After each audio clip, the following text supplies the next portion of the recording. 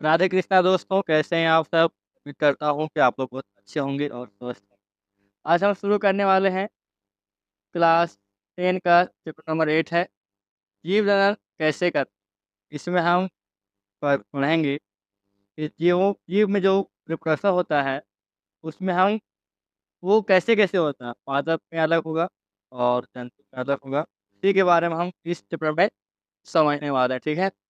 यहाँ पे जो फिगर आपके सामने दिखाया गया है, ये है रिप्रोडक्शन ऑर्गन है। ये है फीमेल के लिए, ये आपका है मेल के लिए, ठीक है? तो आगे हम बढ़ते हुए देखते हैं। सबसे पहले हम समझते हैं कि जो हमारा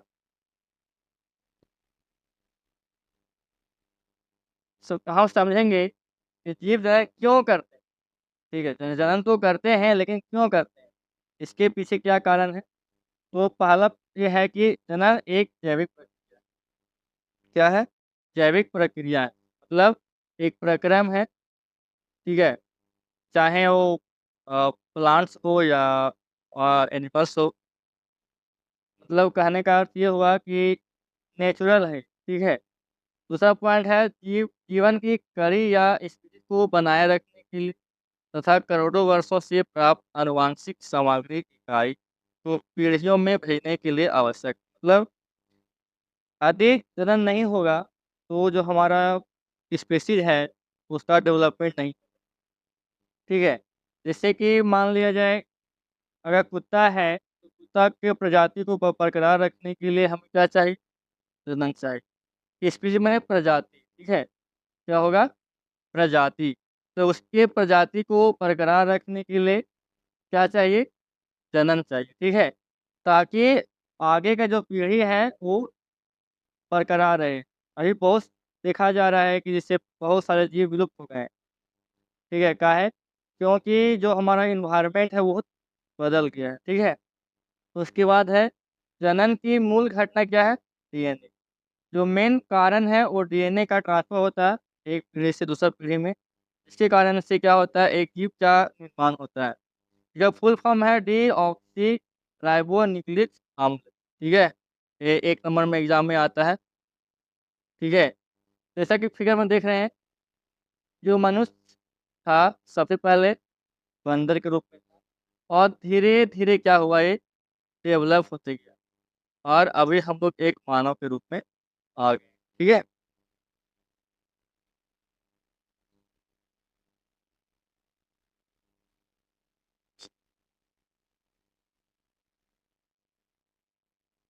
आगे हम समझते हैं स्पीशीज़ क्या है? स्पीशीज़ माने प्रजाति, ठीक है?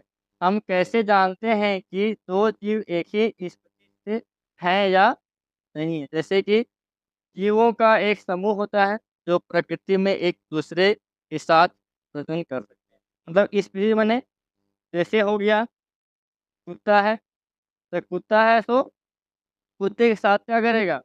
अपना स्पीशीज़ को बरकरार रखेगा। ऐसा नहीं है कि जो कुत्ता है वो ऐसे बिल्ली के साथ आ जाएगा।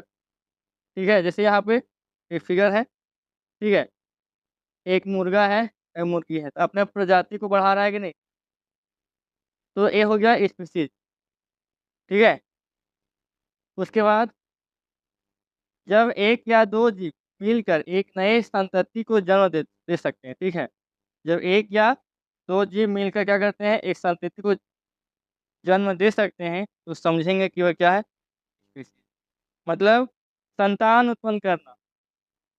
2 जीव यदि संतान उत्पन्न कर पा रहे हैं, तो समझना कि वो एक स्पीशीज़ है। अगर नहीं कर पा रहे हैं तो स्पीशीज़ ठीक है? आगे है डीएनए की प्रकृति का प्रजनन में क्या महत्व है? मतलब डीएनए का क्या महत्व है? हमारे लाइफ में या किसी भी स्पीशीज़ के लाइफ में डीएनए का क्या इम्पोर्टेंस है? पहला है जनन की मूल घटना क्या है? डीएनए। मतलब हम जो भी एक जीव नए जीव में उत्पन्न होता है, तो उसमें मूल मतलब डीएनए का ट्रांसफर होता है, ठीक है? डीएनए का जो छोटी इकाई है उसको बोलते हैं जीन। क्या बोलते हैं? जीन। जो जीन होता है वो डीएनए के अंदर में होता है, ठीक है? डीएनए के अंदर में होता है और यही जो जीन होता है वो किसी भी कोशिका होता है, डीएनए होता है, उसके न्यूक्लियस में पाया जाता है, ठीक है? डीएनए की प्रकृति बनाने के लिए कोशिकाएँ विभिन्न रासायनिक क्रियाओं का उपयोग करती है। जनन कोशिका में इस प्रकार के डीएनए की 2 प्रकृति होती है। इसका भूमिका है, पहला है डीएनए दौरान डीएनए की प्रकृति का जीव की शारीरिक संरचना एवं डिजाइन के लिए अत्यंत महत्वपूर्ण है, जो विशिष्ट संकेत योग्य बनाती है। मतलब जैसे मान लिया जाए कोई जीव पैदा हुआ, तो उसको किस माहौल में जीना है, किस माहौल में रहना है, उसके लिए जो डीएनए है, उस माहौल के अनुरूप उसको ढालने का प्रयास करती है, ठीक है? दूसरा है संतति कोशिका में जैव विकास के लिए उत्तरदायी है। मतलब देखो बच्चा पैदा हुआ, तो उसका ग्रोथ कैसे होना चाहिए, ठीक है? उसके लिए उसका अनुकूल माहौल तैयार करती है कौन? डीएनए, ठीक है? इसके बाद इसमें मौलिक डीएनए से कुछ परिवर्तन होता है, जो जन्म के बाद सहन करने की क्षमता भी इससे बढ़ता है। मतलब गर्मी के मौसम में जो पैदा होगा, उसके अनुसार वो ढल जाएगा। जो बर्फ़ के माहौल में पैदा होगा, उसके अनुसार ढल जाएगा। तो इसका मेन रीज़न क्या है? ये, ठीक है? जीवों में जीवित रहने की क्षमता का विकास होता है और जैव परिणाम के लिए अनुरक्षण का इसका माने हो गया सुरक्षा प्रदान करना, ठीक है? सुरक्षा प्रदान करना, ठीक है? तो डीएनए का इम्पोर्टेंस हमारे लाइफ में ज़्यादा है। उसके बाद है शारीरिक संरचना में भिन्नता का कारण मतलब सभी जीवों का जो शारीरिक संरचना होता है बहुत अलग-अलग होता है, ठीक है? आप देख लो, चाहे आप गाय ले लो, बकरी ले लो या हमारे पृथ्वी पर जितने सारे जीव हैं, सारे शरीर का जो जीव हैं, उनका जो बॉडी स्ट्रक्चर है वो अलग-अलग है। शरीर का संरचना बनाने के लिए जनन जीव ब्लूप्रिंट तैयार करता है, लेकिन शरीर की संरचना में भिन्नता पाया जाता है, क्योंकि कोशिका के केंद्रक में पाए जाने वाला गुणसूत्र मतलब डीएनए के अणुओं में आनुवंशिक गुणों का संदेश होता है, जो जनक से संतति पीढ़ी में जाता है। मतलब यदि मान लिया जाए कि जैसे गाय है, तो गाय से बछड़ा पैदा होगा, ऐसा नहीं ना कि उससे कुछ और पैदा हो जाएगा। अगर मान लिया जाए कि शेर है, तो शेर से शेर पैदा होगा, उससे तो उतर पैदा नहीं हो जाएगा। इसका कहने का मतलब यही है कि ब्लूप्रिंट तैयार करता है, ठीक है? इसीलिए उसका जो बॉडी स्ट्रक्चर है वो चेंज हो जाता है। इसके बाद कोशिका के केंद्र के डीएनए में प्रोटीन संश्लेषण के लिए सूचना निहित होता है और इस सूचना के भिन्न होने की अवस्था में बनने वाली प्रोटीन भी भिन्न हो जाती है। शरीर भी भिन्न हो जाता है। मतलब कहने मतलब जैसे ही डीएनए में ये चेंज हुआ तो ये प्रोटीन का संश्लेषण करेगा और इसके संश्लेषण करने से क्या हो जाएगा, इसका जो डिज़ाइन है वो सारा कुछ का हो जाएगा, ठीक है? उसके बाद जीवों में विभिन्नता का महत्व क्या है? जीवों को समष्टि माने प्रजाति समझना है। पहाड़ी तल पे मतलब जहाँ हम लोग रहते हैं, वे स्थान ग्रहण करता है, ठीक है? जैसे यदि बर्फ इलाका में पैदा हुआ तो वहाँ के लिए स्थान माहौल बना लेगा। पठारी में हुआ तो उसके अनुसार अगर जहाँ पानी बहुत गिरता है वहाँ के लिए अनुकूल स्थान प्राप्त कर लेगा। स्पीशीज़ को उत्तरजीविता को बनाए रखने के लिए इम्पोर्टेंट है। जैव विकास का ये आधार है और विपरीत परिस्थितियों में जीवित रहने के लिए क्षमता का विकास होता है। जैसे मान लिया जाए कि हम लोग अगर ठंडा हुआ, ठंडा के मौसम में, तो उसके अनुसार हम ढल जाते हैं। गर्मी का मौसम आया तो उसके अनुसार ढल जाते हैं। अगर बरसात है तो उसके अनुसार हम ढल जाते हैं, ठीक है? तो ये क्या है? विभिन्नता का महत्व है। ये आवश्यक विभिन्नताएँ जीवों की स्पीशीज़ के उत्तरजीविता के लिए उत्तरदायी में से मतलब जो विभिन्नताएँ उत्पन्न हुआ, वो आवश्यक है। क्यों? क्योंकि विभिन्नता प्रतिकूल परिस्थिति में बने रहने में सहायक है। शीतोष्ण जल में पाए जाने वाले जीव पारिस्थितिक तंत्र के अनुकूल जीवित रहते हैं। मतलब सिंपल सा ये है कि जैसे मान लीजिए हम ठंडा के मौसम में अगर रहना चाहते हैं, तो हम उसके अनुकूल ढल जाते हैं। यदि हमारे बॉडी में विभिन्नताएँ नहीं होगी, तो किसी भी स्पीशीज़ को उस माहौल में रहने में बहुत तकलीफ होगा। वैश्विक उष्मीकरण मतलब बहुत ज़्यादा गर्मी के कारण जल का जो ताप बढ़ जाता है, जिससे अधिकतर जीवाणु मर जाएँगे, लेकिन कुछ जीवाणु खुद को बचा पाएँगे। वह उष्ण प्रतिरोध क्षमता होगा। मतलब कहने का अर्थ ये हो गया, जैसे मान लीजिए एक जलीय प्राणी है, गर्मी के मौसम में पूरा जल क्या हो जाता है, हीट हो जाता है। फिर भी जो जलीय प्राणी होते हैं बहुत सारे, उस गर्मी में अपने आप को ढाल लेते हैं, बहुत सारे जीव मर जाते हैं। ठीक है? तो एक किसका कारण है? ये कारण है विभिन्नताओं जो होती है इस विश्व के लिए, वो महत्वपूर्ण है। ठीक है? सबसे पहले हम समझते हैं कि जनन क्या है। ठीक है? जनन किसे कहते हैं?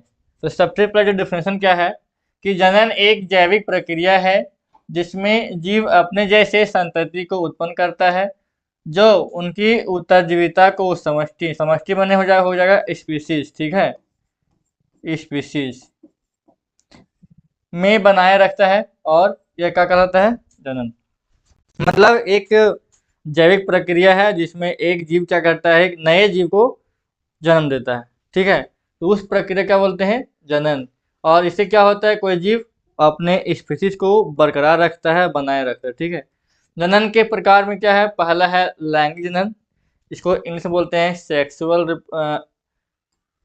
Asexual reproduction. ठीक है?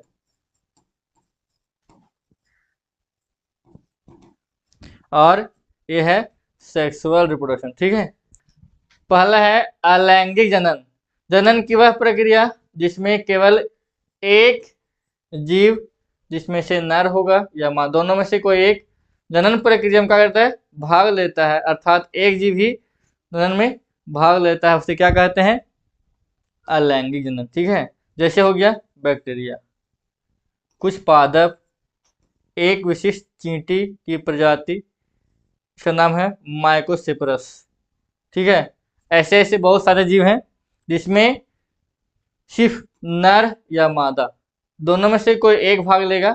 उस प्रक्रिया में, मतलब उस जनन की प्रक्रिया बोलते हैं अलैंगिक जनन। ठीक है? जैसे ये बैक्टीरिया हो गया, इसमें क्या होता है? अलैंगिक जनन होता है। ठीक है? और अलैंगिक जनन से क्या हो गया, तो इसमें क्या हुआ, यहाँ पे एक मुकुल तैयार हुआ, ये धीरे धीरे बड़ा हो गया, और फिर यहाँ पे क्या होगा, एक कट जाएगा, और फिर से एक नए जीव में बदल जाएगा। ठीक है?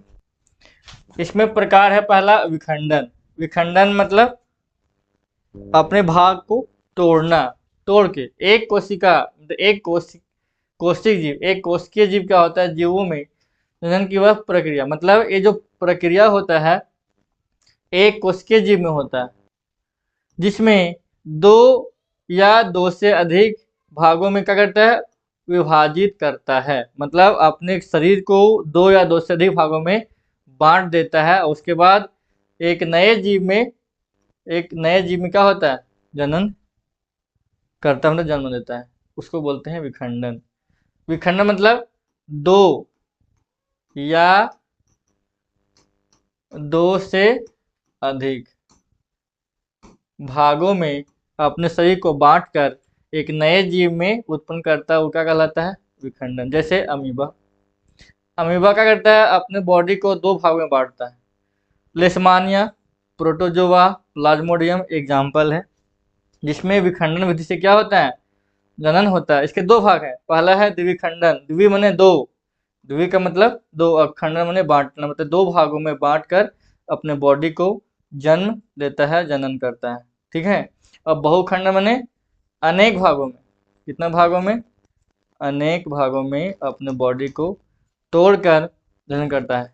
ये हमारा क्या है? ये हमारा पैरामीशियम है।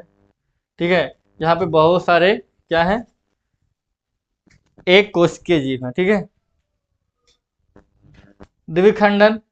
द्विखंडन जब एक कोशिक जीव नए संतति को जन्म कैसे देता है? दो भागों में बांटकर करती है, उसे क्या करते हैं? द्विखंडन कहते हैं। मतलब अपने बॉडी को दो भागों में, देखें यहाँ अमीबा है, ये क्या किया, सबसे पहले केंद्रक का होगा विभाजन, उसके बाद देखो यहाँ पे हो रहा है विभाजन, धीरे धीरे यहाँ पे दो भागों में बढ़ गया, और एक नया जीव बन गया, एक नया जीव बन गया। उसी प्रकार से देखो लेशमानिया अपने बॉडी को क्या कर रहा है?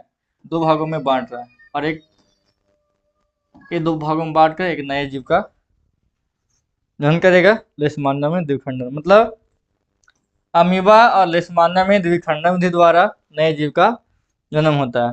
ठीक है।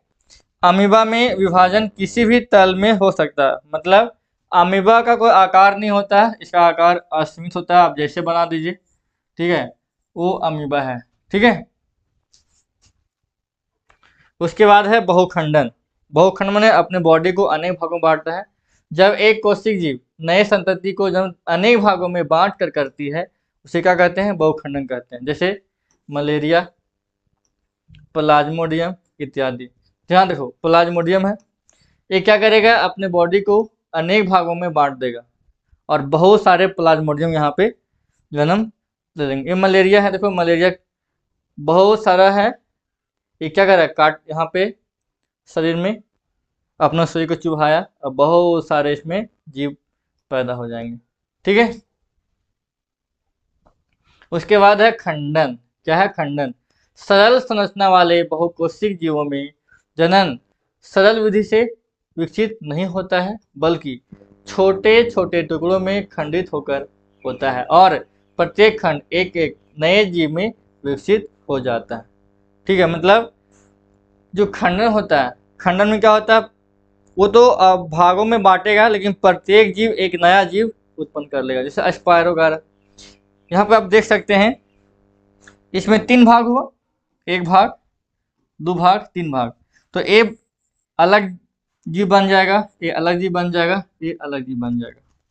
ठीक है। ये हो गया खंडन, जिसमें कोई जीव अपने बॉडी को अलग अलग भागों में बांट देगा और प्रत्येक भाग एक नया जीव बन जाएगा। उसके बाद है पुनरुद्भवन, पुनर्जनन। यदि किसी कारण से जीव क्षत विक्षत हो जाता है, मतलब कुछ कारण से टूट फूट जाता है या टुकड़ों में टूट जाता है, तो इनके अनेक टुकड़े वृद्धि करके नए जीव में विकसित हो जाते हैं। यह परिवर्तन एक विशेष समूह में होता है जिसे प्रवर्धन कहते हैं। जैसे हाइड्रा हो गया, प्लेनेरिया हो गया। यहाँ देख रहे हैं एक जीव है प्लेनेरिया, इसका ऊपर का भाग देखो कट गया, ये भाग कटा, ये भाग कटा। अब देखो ये जो भाग है एक नया जीव बन रहा है, यहाँ पे एक नया जीव बन रहा है, एक यहाँ नया जीव बन रहा है, तो एक नया नया बन गया जीव। तो किसी कारण से अधिक बॉडी ऐसे कट जाता है तो एक नया जीव क्या बन जाता है? एक नए जीव में विकसित हो जाता है। ठीक है। इसलिए इसका नाम दिया गया पुनर्जनन, माने पुनः जनन, माने दोबारा वो पैदा हो जाएगा। उसके बाद है मुकुलन। कुछ जीवों में उसके शरीर पर एक उभार उत्पन्न होता है, जिसे मुकुल कहते हैं, या मुकुल विकसित कर एक नए जीव में बदल जाता है। देखो यहाँ पे ये हाइड्रा है, इसको ये है उभार उत्पन्न हुआ, इसको मुकुल कहा गया, और ये मुकुल क्या हो गया? धीरे धीरे एक नए जीव में बदल गया। यहाँ देखो प्लाज्मोडियम में एक यहाँ पे उभार हुआ, एक धीरे धीरे क्या हो गया? एक नए जीव में बदल जाएगा। ठीक है। उसके बाद है काई प्रवर्धन। कुछ पौधों में नए पौधों का निर्माण उनके काई भागों से होता है, जैसे जड़ से होता है।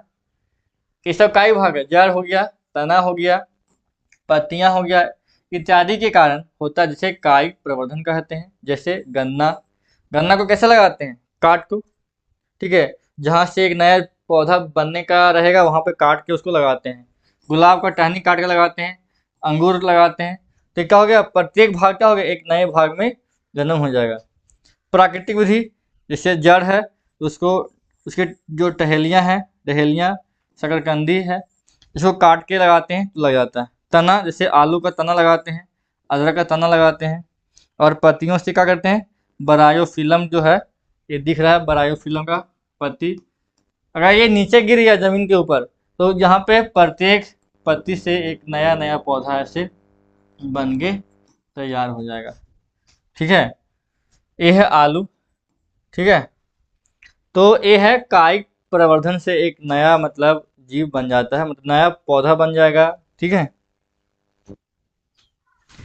कृत्रिम विधि से, जैसे रोपण विधि से लगा सकते हैं, जैसे आम को हम रोपते हैं, कर्तन माने काट कर, जैसे गुलाब का टहनी काट कर लगाते हैं। लेयरिंग से चमेली में हम लेयरिंग का करते हैं। उत्तक संवर्धन माने आर्किक है, सजावटी पौधा है।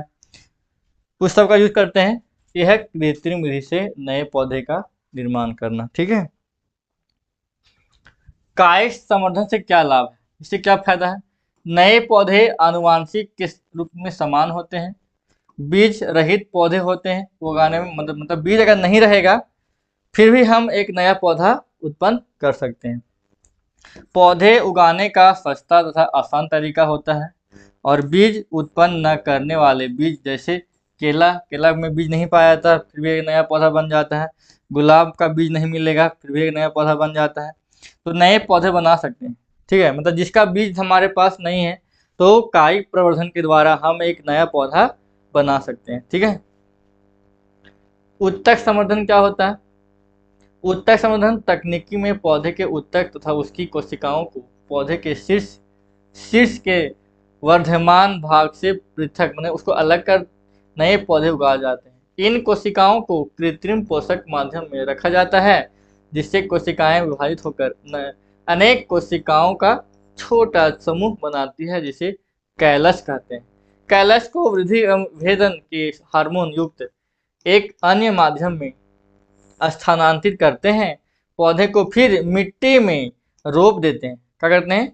रोप देते हैं, जिससे कि वे वृद्धि कर विकसित एक पौधा बन जाए।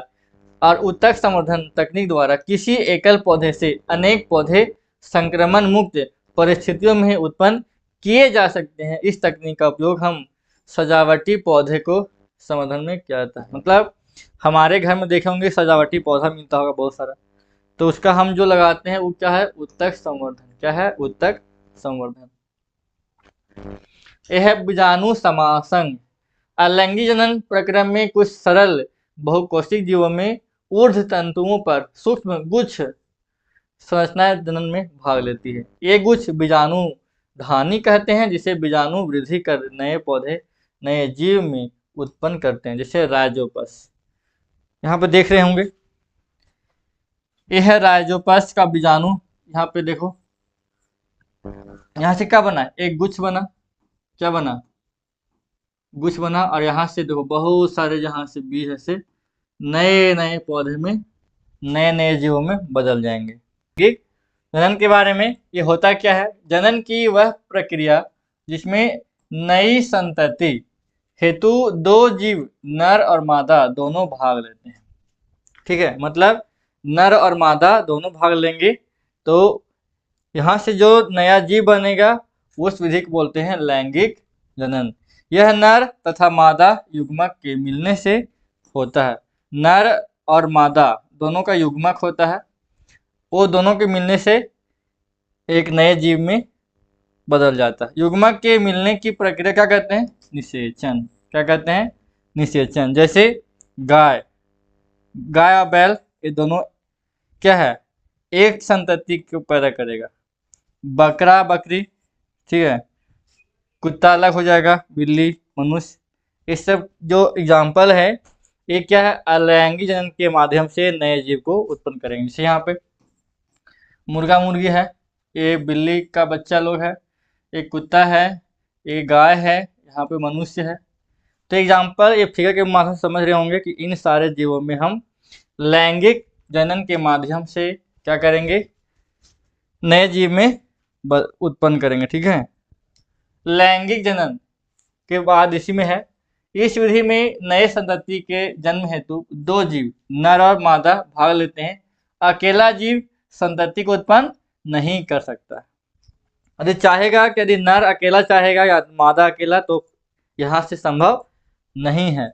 लैंगिक जनन में कोशिका विभाजन की प्रक्रिया होती है, जिसे अर्धसूत्री विभाजन होता है। मतलब अर्धसूत्री विभाजन से नए जीव बनते हैं। इसमें दो भिन्न जीवों से युग्मक मिलकर युग्मनज बनाती हैं, और जिससे संतति में गुणसूत्र की संख्या तथा डीएनए की मात्रा का स्थापित करता है। तो यहाँ पे ये अंडाणु क्या है?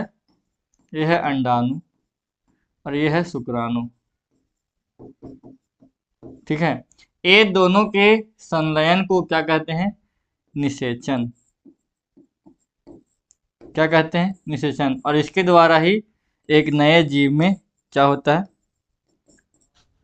एक नए जीव का उत्पन्न होता है। गतिशील जनन कोशिका को नर युग्मक कहते हैं। जिस जनन कोशिका में भोजन का भंडार होता है उसे मादा युग्मक। मतलब जो गतिशील होगा वो शुक्राणु होगा, उसे नर युग्मक कहते हैं। और जिसमें भोजन माने एनर्जी का भंडार होगा वो मादा युग्मक होगा, जो अंडाणु है। ठीक है। उसके बाद पुष्पी पौधों में लैंगिक जनन कैसे होता है, मतलब पुष्प में कैसे होता है। पुष्प के भाग होते हैं बाह्य दल, पंखुड़ी, पुंकेसर, स्त्री केसर। मतलब ये भाग है, जिस प्रकार मनुष्य के शरीर में भाग होते हैं उसी प्रकार से समझना कि ये पुष्प का भाग है। ठीक है। बाह्य दल, पंखुड़ी, पुंकेसर और स्त्री केसर। पुंकेसर को नर जनन भाग कहते हैं। ठीक है। पुंकेसर क्या बोलते हैं, नर जनन भाग, जो परागकण बनाता है। क्या बनाता है, परागकण, जो पीला रंग का होता है। और स्त्री केसर जो मादा जनन भाग होता है, जो पुष्प के केंद्र में होता है। ठीक है। स्त्री केसर के 3 भाग होते हैं। आधार में उभरा भाग अंडाशय कहलाता है, मध्य भाग में लंबा भाग वर्तिका कहलाता है और शीर्ष भाग को वर्तिकाग्र कहते हैं। यहाँ देख रहे हैं स्त्री केसर, वर्तिकाग्र, वर्तिका और अंडाशय ये स्त्री केसर के भाग हैं। और ये परागकण पुंकेसर है। ये उसके बाद दल पुंज है, पंखुड़ी, ये बाह्य दल है। तो ये हमारा क्या है, ये मादा भाग है अंडाशय। यहाँ पे ऐसे जो परागकण होते हैं यहाँ से होते होते यहाँ आता है और फिर यहाँ से एक नए पौधे का जो बीज होता है, बीज से फल बनता है और एक नए पौधे का निर्माण होता है। ठीक है। वर्तिकाग्र प्रायः चिपचिपा होता है। क्या होता है, चिपचिपा। अंडाशय में बीजांड होता है तथा प्रत्येक बीजांड में अंड कोशिका होता है। मतलब क्या बोले हैं, अंडाशय में क्या होता है, बीजांड। क्या होता है, बीजांड। और प्रत्येक बीजांड में अंड कोशिका होता है। परागकण द्वारा उत्पादित नर युग्मक अंडाशय की अंड कोशिका से संलयित हो जाता है और निषेचन से युग्मनज बनाता है। ठीक है। क्या बनाता है, निषेचन से युग्मनज बनाता है, जिससे नए पौधे का जन्म होता है और वो विकास करने लगता है। समझ में आया। जो यहाँ पे परागकोश में परागकण होंगे तो यहाँ से यहाँ पे आएगा। ठीक है। और यहाँ से होते होते ये अंडाशय में पहुंचेगा और फिर यहाँ से एक नए पौधे का विकास होगा। ठीक है। जब पुष्प में पुंकेसर अथवा स्त्रीकेसर दोनों कोई एक उपस्थित होता है तो पुष्प को एक लिंगी कहते हैं। मतलब या पुंकेसर और स्त्रीकेसर, ठीक है, इन दोनों में से अधिक कोई एक रहेगा तो समझना कि वह एक लिंगी पौधा है। समझ में आया। जैसे पपीता, तरबूज, ये सारे क्या हैं, एक लिंगी पौधे हैं। जब पुष्प में पुंकेसर स्त्री दोनों होंगे तो वो कहलाएगा उभयलिंगी। क्या कहलाएगा, उभयलिंगी। से गुड़हल, से गुड़हल माने गुलाब का पौधा। ठीक है, गुलाब का पौधा। सरसों हो गया, ये सारे क्या है, उभयलिंगी हैं। ठीक है। यहाँ देख सकते हैं और यहाँ देख सकते हैं। ठीक है। इसमें स्त्रीकेसर और पुंकेसर दोनों हैं, ये उभयलिंगी हो गया और ये है एकलिंगी। ठीक है। उसके बाद यदि परागकणों का स्थानांतरण पुंकेसर से उसी पुष्प के वर्तिकाग्र पर होता है उसको बोलते हैं स्वपरागण। क्या कहते हैं, स्वपरागण। माने जो परागकण होता है उसी पुष्प के पुंकेसर से वर्तिकाग्र पर जाता है तो कहलाएगा स्वपरागण। यदि परागकणों का स्थानांतरण पुंकेसर से अन्य पुष्प के मतलब दूसरे पुष्प के वर्तिकाग्र पर पहुंच जाएगा वो कहलाएगा पर माने पराया समझना। ठीक है। पर परागण माने दूसरे पुष्प के वर्तिकाग्र तक पहुंचेगा तो पर परागण कहलाता है। एक पुष्प से दूसरे पुष्प तक परागकणों का स्थानांतरण वायु के द्वारा हो सकता है या तो जल के द्वारा या अन्य प्राणी, मतलब प्राणी में क्या हो सकता है, कीट, कीट पतंगे जो हैं, कीड़े मकोड़े, तितली वगैरह। ठीक है। तितली वगैरह पैरों में चिपक जाता है क्योंकि वो चिपचिपा होता है और उसके पैर में चिपक जाता है और जाके फिर क्या होता है, किसी दूसरे पुष्प के वर्तिकाग्र पर बैठ जाएगा, फिर वहां से वो अपना ट्रांसफर कर लेगा। ठीक है। तो यहाँ पर देखो एक कीट है तो कीट में देखो ये चिपक गया है परागकण। अब क्या करेगा, अब यहाँ से उड़ा, अब कहाँ बैठेगा, इसके ऊपर, और यहाँ से फिर यहाँ पहुंच जाएगा। ठीक है।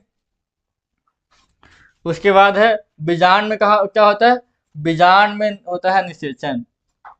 ये हमारा बीजांड है यहाँ पे, तो निषेचन कहाँ होगा, यहाँ पे, यहाँ से आएगा परागकण और यहाँ के होगा निषेचन। ठीक है। वर्तिकाग्र तक पहुंचने के बाद नर युग्मक को मादा युग्मक तक पहुंचना होता है और परागकण से एक नलिका विकसित होता है जो वर्तिकाग्र से होते हुए कहाँ पहुंचाता है, बीजांड, है ना। ये नलिका है, यहाँ से होते होते कहाँ पहुंचा देगा, ये पहुंचा देगा अंडाशय। कहाँ पहुंचा देगा, अंडाशय। ठीक है। ये हमारा परागकण, ये चिपचिपा होता है और एक कण क्या होता है, यहाँ से यहाँ पहुंच जाएगा, ये नलिका के माध्यम से यहाँ पहुंच जाएगा। और फिर यहाँ पे क्या होगा, यहाँ पे होगा निषेचन। ठीक है। निषेचन के बाद युग्मनज में अनेक विभाजन होते हैं और बीजांड में भ्रूण का विकास होता है। परिपक्व होकर बीज है सो फल में बदल जाता है और अन्य भाग झड़ जाते हैं। मतलब उस फल में बदल जाता है तो उसके जो अन्य भाग होते हैं वो झड़ जाते हैं। बीज में भावी पौधा होता है जो उपयुक्त परिस्थितियों में विकसित हो जाता है, जिसे क्या कहते हैं, अंकुरन। क्या कहते हैं, अंकुरन। मानव में लैंगिक जनन के बारे में, तो मानव एक निश्चित उम्र के बाद प्रजनन करने में सक्षम हो पाता है, तो उस समय को हम बोलते हैं यौवनारंभ बोलते हैं, पवर्टी बोलते हैं। ठीक है। और इसमें यहाँ से आप समझेंगे कि जैसे हमारे बॉडी में बहुत सारे अंग हैं, जैसे कि आप समझ सकते हैं इसे मानव क्या है कि एक जटिल बहुकोशिकीय जीव प्राणी है और उस जीव में शुक्राणु और अंडाणु का निर्माण होता है और बिना शुक्राणु और अंडाणु का निर्माण हुए हम किसी भी जीव का उत्पादन जन्म नहीं कर सकते हैं, पैदा नहीं कर सकते हैं।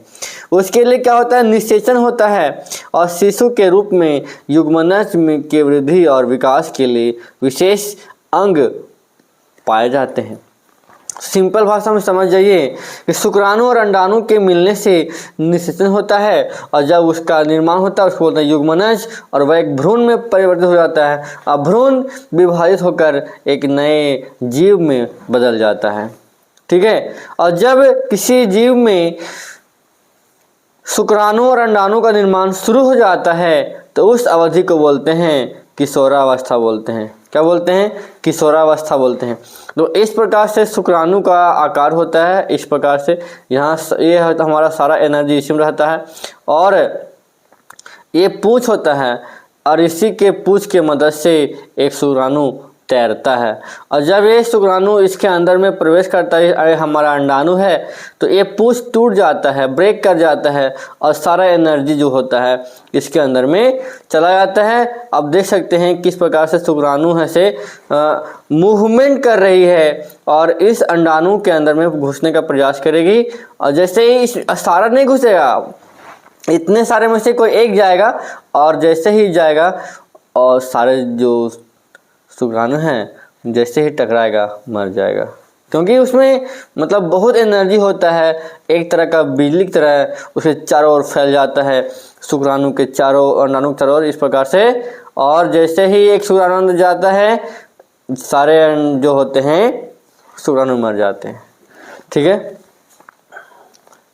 उसके बाद हम समझते हैं कि मनुष्य में सामान्य परिवर्तन जो लड़का और लड़के दोनों में जो होते हैं वो तो नॉर्मल जो चेंजेस होता है, आप देखे होंगे कि कक्षा 1 से लेकर 10 तक आते आते हमारा जो हाइट होता है, वज़न होता है वो बढ़ जाता है, हाइट लंबाई में बढ़। आप देखेंगे अरे मेरा बाबू मतलब भैया था, चाचा के बेटा था, वो इतना छोटा था, 4 साल के बाद देखे 5 साल के बाद बहुत बड़ा हो गया अचानक। ये उम्र का फ़र्क है। आप देखे होंगे कि दूध के दांत टूट जाते हैं और उसके स्थान पर एक नए दांत आ जाते हैं और हम लोगों को पहचान पाते हैं कि मेरा दादा है, चाचा है, पापा है, मौसा है, मौसी है, भैया है, भौजी है, कह रहते हैं। तो ये हम समझते हैं। ठीक है। तो इस उम्र में हम समझ पाते हैं। ठीक है। उसके बाद किशोरावस्था में क्या क्या परिवर्तन होते हैं आप देखोगे कि लड़कों और लड़कियों में नॉर्मल दोनों में क्या क्या परिवर्तन होते हैं। देख सकते हैं कि कांख और जननांग के पास गहरे बाल आ जाते हैं। ठीक है, पैर और हाथ में महीन रोम आ जाते हैं, त्वचा तैलीय हो जाती है, गाल पर चेहरा में मुहासे आ जाते हैं और हम एक दूसरे के प्रति संवेदन फील करते हैं कि हम चाचा उसके साथ मतलब कोई अलग अनजान आदमी है तो उसके साथ कैसे बात कर सकते हैं, कोई बड़ा आदमी है तो उसके साथ कैसे हम रह सकते हैं, सतर्क। ठीक है, उसके बाद आप देखे होंगे अब लड़कों में क्या परिवर्तन होते हैं, देख सकते हैं कि चेहरा पर दाढ़ी मूंछ आ जाता है, आवाज़ मोटा हो जाता है, फटने लगता है। और रात में क्या होता है, ये हमारा लिंग है वो ऊर्ध्व होना शुरू हो जाता है। ठीक है, अब देखे होंगे लड़कियों में क्या क्या परिवर्तन होता है, स्तन के आकार में वृद्धि होता है, स्तनाग्र की त्वचा गहरा रंग हो जाता है, ऋतुस्राव होने लगता है, कमर चौड़ा हो जाता है, आवाज़ पतला हो जाता है। तो ये सारा जो परिवर्तन आप देख रहे हैं यहाँ पे स्क्रीन पर, वो सारे परिवर्तन लड़कों में होते हैं। ठीक है, अब देखो ये जो हिप बोलते हैं ये चौड़ा हो जाता है। ठीक है, लड़कियों में। उसके बाद हम समझते हैं नर जनन तंत्र के बारे में कि हमारे शरीर में किस प्रकार से स्ट्रक्चर होते हैं। आप ये फिगर के माध्यम से आप देख सकते हैं नीचे। ठीक है, ये हमारा नर भाग है। ठीक है, जनन कोशिका उत्पादित करने वाले अंग तथा जनन कोशिकाओं को निषेचन के स्थान तक पहुंचाने वाले अंग मिलकर क्या बनाते हैं, जनन तंत्र बनाते हैं। इसके मुख्य भाग जो दिखाई देने वाले भाग हैं वो वृषण और शीशन हैं, और जो नहीं दिखाई देते हैं वो वाहिका नली है, पौरुष नली है, ग्रंथि है, मूत्र नली है। ये सब बॉडी के अंदर पाए जाते हैं। ठीक है, तो आप ये सब ऐसे देख सकते हैं। ठीक है, तो दिखाई देते हैं बाहर से जो लिंग होता है वो और वृषण। उसके बाद वृषण का क्या कार्य देखो, शुक्राणु का निर्माण करता है, वृषण में होता है, और वृषण एक जोड़ा होता है जो उदर गुहा के बाहर होता है। बाहर होने के कारण शुक्राणु उत्पादन के लिए आवश्यक तापमान मिल पाता है। शुक्राणु का निर्माण करने के लिए कितना चाहिए, 35 डिग्री सेल्सियस, और हमारे बॉडी का तापमान कितना होता है, 37 डिग्री सेल्सियस होता है। इसीलिए हमारा शरीर के बाहर वृषण होता है, क्योंकि अगर शरीर के अंदर रहेगा तो वृषण जो है वो शुक्राणु का निर्माण नहीं कर पाएगा। और टेस्टोस्टेरोन हार्मोन का भी निर्माण करता है, जिसके कारण से लड़कों में बहुत सारे परिवर्तन होते हैं, दाढ़ी मूंछ आ जाते हैं। ठीक है, मतलब लड़कों में जितने सारे परिवर्तन होते हैं सारे परिवर्तन टेस्टोस्टेरोन हार्मोन का होता है।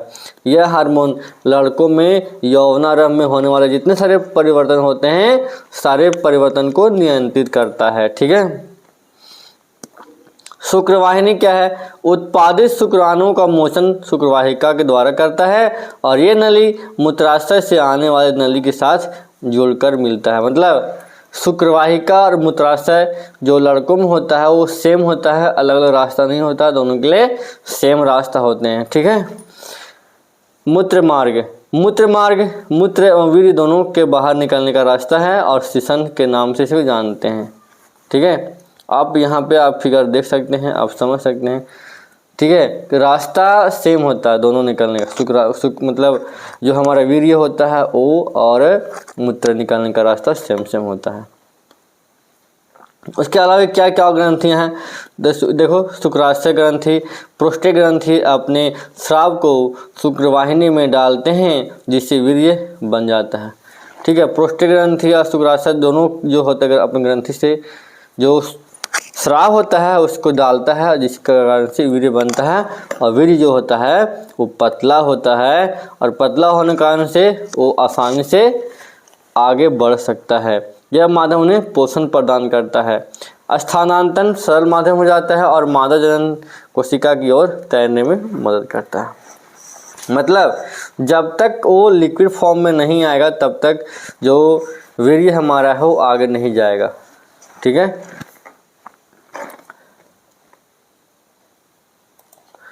अब है यहाँ पे देख सकते हैं मादा जनन तंत्र के बारे में। ठीक है, पहला भाग है अंडाशय। अंडाशय होता है कि मादा जनन कोशिकाओं अंड कोशिकाओं का निर्माण अंडाशय में होता है। और लड़कियों के जन्म के समय जब होते हैं, जो लड़कियां जब पैदा होती हैं तो उसी समय हजारों अपरिपक्व अंडे तैयार रहते हैं। और जब युवा मतलब किशोरावस्था में पहुंच जाते हैं, यौनारंभ में पहुंच जाते हैं, तो सारे अपरिपक्व अंडे जो होते हैं धीरे धीरे परिपक्व होना शुरू हो जाते हैं। और जो हमारा जो लड़कियां होती हैं, लड़कियों के शरीर में क्या होता है, 2 अंडाशय होते हैं, ठीक है, 2 अंडाशय होते हैं और दोनों अंडाशय से प्रत्येक माह एक एक अंडा बाहर निकलते रहता है। हर माह अलग अलग अंडाशय से एक अंडाशय बाहर निकलता है, हर माह अलग अलग, ठीक है। और अंडाशय एस्ट्रोजन और प्रोस्टेज हार्मोन का स्राव करता है।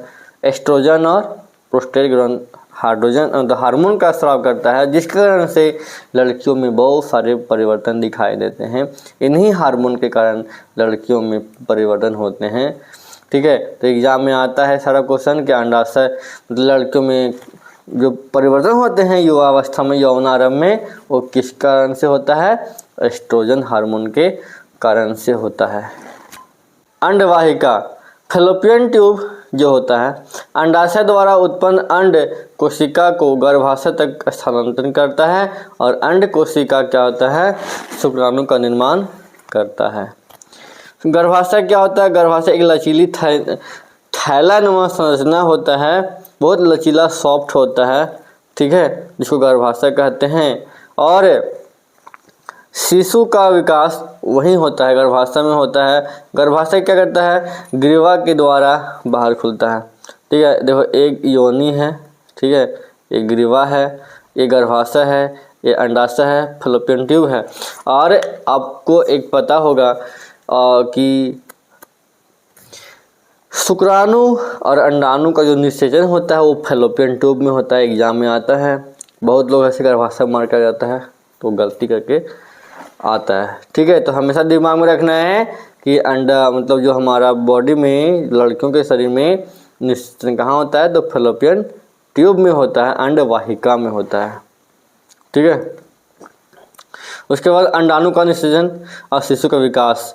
शुक्राणु योनि मार्ग से होते हुए अंडवाहिका तक पहुंचता है और दोनों आपस में जब मिल जाते हैं इसको बोलते हैं निषेचन। और निषेचित अंडा एक गेंद का आकार ले लेता है और उससे बनता है भ्रूण, बनता है भ्रूण बनता है, ठीक है। आप यहाँ देख लीजिए, ठीक है, ये हमारा अंडाशय है और अंडाशय के चारों ओर, ठीक है, शुक्राणु है। और जैसे ही एक शुक्राणु इसके अंदर जाता है सारे शुक्राणु मर जाते हैं और फिर यह भ्रूण बनता है और फिर बड़ा होके विभाजित होता है 2 से 4, ठीक है, 2 से 4, 4 से 8, 8 से 16, ऐसे से करते करते इसका विभाजन होता है और शरीर के अनेक प्रकार के अंगों का निर्माण होता है। भ्रूण गर्भाशय में स्थापित हो जाता है, यहाँ पे गर्भाशय में स्थापित हो जाता है और वहाँ अंगों का निर्माण होता है। कैसे, विभाजित होने के बाद माँ के जो माँ का गर्भाशय होता है प्रत्येक माह भ्रूण को ग्रहण करने के लिए तैयार रहता है, अनुकूल परिस्थितियाँ उनके पास तैयार रहती है। और गर्भाशय की जो आंतरिक भित्ति होती है वो मोटी होती है और वहाँ पे रुधिर रक्त का प्रवाह हमेशा होते रहता है, ठीक है।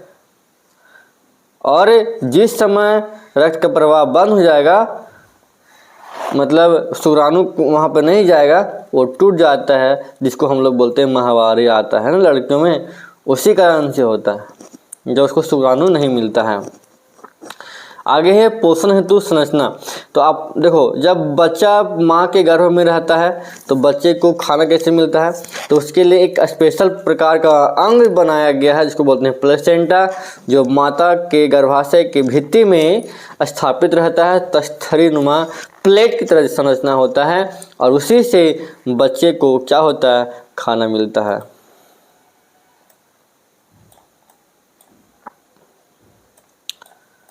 ठीक है, क्या होता है, भ्रूण को माँ के रुधिर से ही पोषण मिलता है, लेकिन एक विशेष प्रकार की संरचना होती है जिसको बोलते हैं प्लेसेंटा यह तस्तरीनुमा संरचना होता है जो गर्भाशय की भित्ति में धंसा रहता है और इसमें भ्रूण की ओर ऊतक के प्रवर्ध होते हैं और रक्तस्थान होता है। जैसे तो ए भाग दिख रहा है ना, यही है प्लेसेंटा, ठीक है। और इसका कनेक्शन देखो ये नाभि से जुड़ा हुआ है और इसी नाभि से बच्चे को खाना मिलता है। प्लेसेंटा से जितना खाना खाता है, ग्लूकोज वगैरह पीता है, सारा एनर्जी उसी से मिलता है और अपशिष्ट पदार्थ का निष्कासन भी माता के शरीर से हो जाता है प्लेसेंटा के द्वारा। और भ्रूण को ग्लूकोज, ऑक्सीजन तथा अन्य पदार्थ स्थानांतरण हेतु एक बड़ा क्षेत्र होता है और विकासशील शिशु द्वारा अपशिष्ट पदार्थों का निपटान भी प्लेसेंटा के द्वारा होता है। और माँ के शरीर में गर्भ के विकसित होने के लिए 9 महीना का समय लगता है।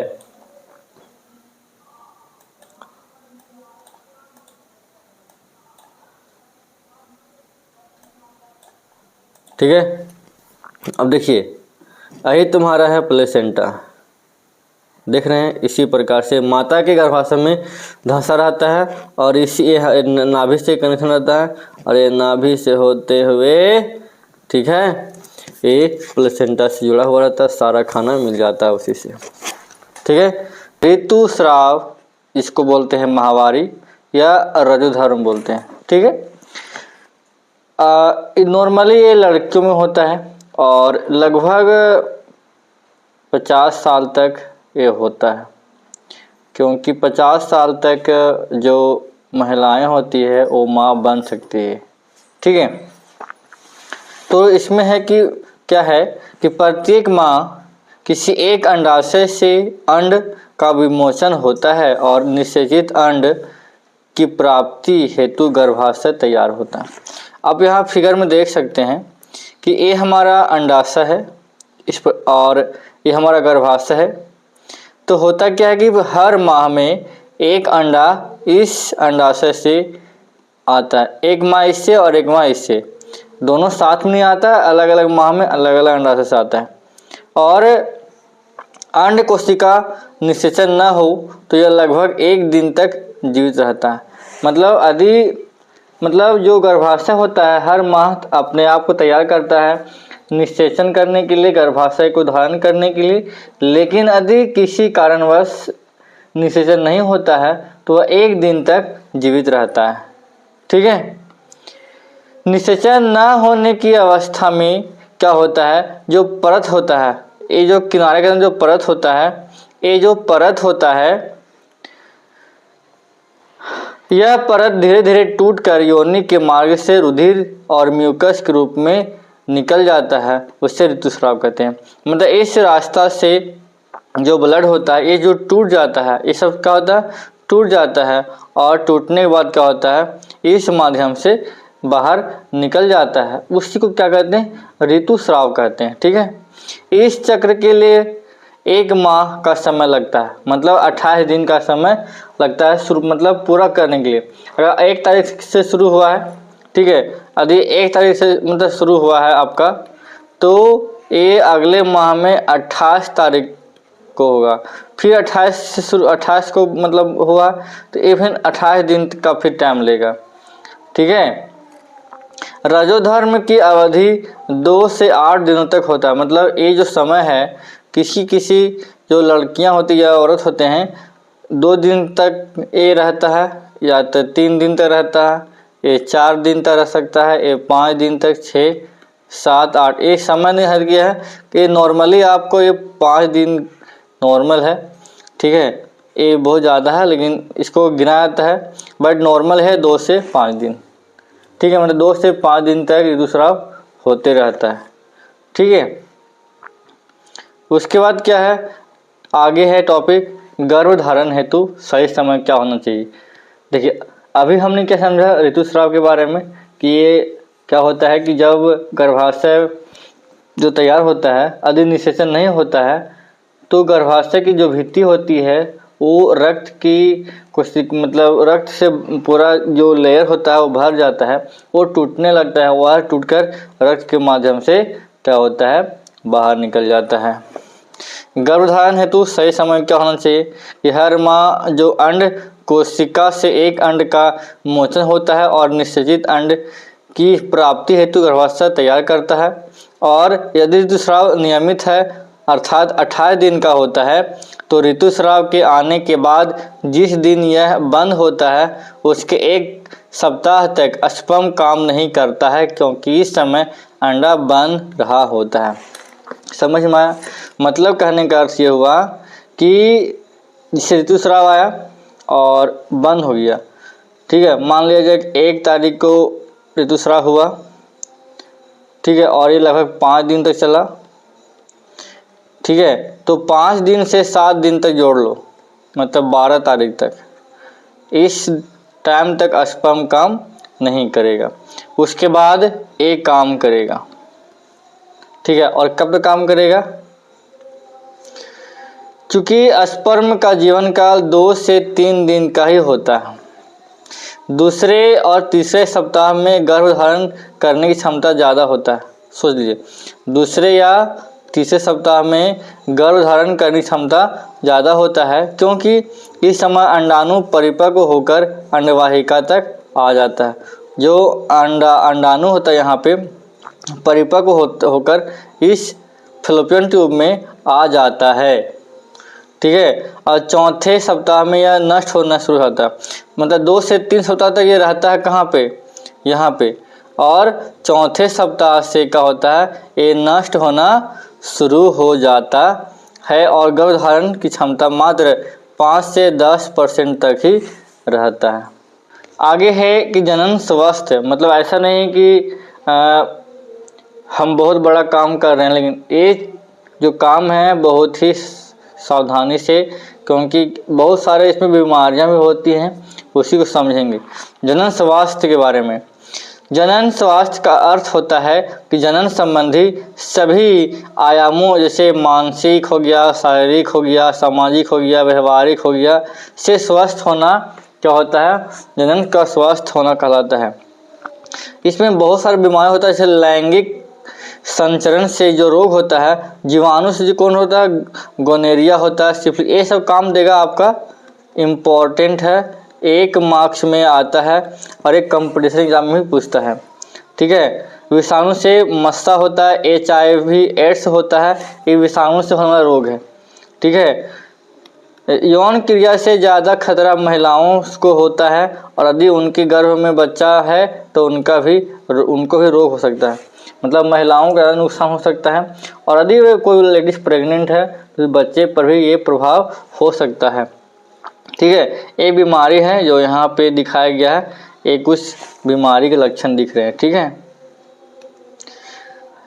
आगे है गर्भरोधी तरीके क्या क्या हो सकते हैं, मतलब यदि हमें संतान उत्पन्न नहीं करना है तो हम क्या उपाय लगा सकते हैं, ठीक है। ये सारा आपका जो NCERT जो है उस किताब से लिया गया है, ठीक है, अपने मन गढ़ंत कहानी से नहीं लिया गया है। आंतरिक अवरोध से कंडोम का यूज कर सकते हैं, योनि में रखने वाली अनेक युक्तियां हो सकती हैं, और कंडोम मेल और फीमेल दोनों के लिए आता है, ठीक है। महिलाओं के शरीर में हार्मोन संतुलन के परिवर्तन के लिए दवाओं का उपयोग ताकि अंड का मोचन न हो, विपरीत प्रभाव भी हो सकता है। मतलब लोग क्या करते हैं, दवा का भी प्रयोग करते हैं, लेकिन दवा का प्रयोग हमेशा सही नहीं होता है। अन्य युक्ति से लूप अथवा कॉपर टी का प्रयोग कर सकते हैं, मतलब गर्भाशय में एक आता है लूप या कॉपर टी आता है, जिसे गर्भाशय में स्थापित करने से क्या होता है, हम गर्भ को रोक सकते हैं, ठीक है। आगे शल्य क्रिया करेंगे, मतलब डॉक्टर के सलाह लेकर उसे चीर फाड़ से कि पुरुष की शुक्रवाहिका या स्त्री की अंडवाहिनी को काट सकते हैं, मतलब ऑपरेशन करके उसे हटाकर ऐसा कर सकते हैं। गर्भपात शल्य क्रिया द्वारा अनचाहे गर्भ को हटाना, लेकिन यह भी निषेचन के 22 हफ्ते तक यह संभव है, लेकिन यह गैर कानूनी है। मतलब गर्भपात करना बहुत ही खराब चीज़ है। गर्भपात करने से सबसे पहले तो ये तो कानून नहीं बताता है, कानून नहीं कहता है कि करना चाहिए, लेकिन लोग इतने मतलब स्वार्थी हो चुके हैं कि बच्चे में बेटा की चाह में गर्भपात करवा देते हैं, ठीक है।